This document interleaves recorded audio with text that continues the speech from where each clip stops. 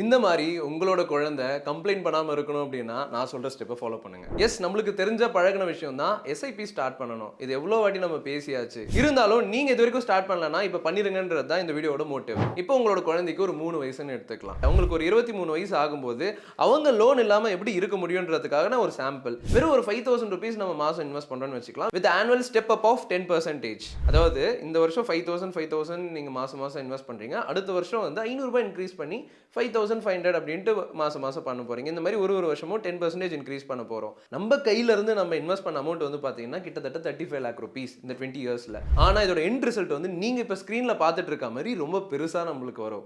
So அந்த டைம்ல இந்த அமௌண்ட் கிடைக்கிறது வந்து ஒரு பெரிய வரப்பிரசாதம் தான். நான் ஒரு 5000 அப்படின்றது வீடியோக்கு சாம்பிளுக்கு தான் சொன்னேன். நீங்க 3000 பண்ணலாம், இல்ல 1000 பண்ணலாம். உங்களால எது முடியுமோ ஸ்டார்ட் பண்ணுங்க. உங்களுக்கு சப்போஸ் என்ன மியூச்சுவல் ஃபண்ட்ல பண்ணணும்னு தெரியல, இல்ல என்ன ஆப்ல ஸ்டார்ட் பண்ணணும்னு தெரியல, என்ன சப்போர்ட் வேணும்னாலும் கமெண்ட்ல SIP ன்னு டைப் பண்ணுங்க. நம்ம டீமே உங்களுக்கு கைட் பண்ணுவாங்க.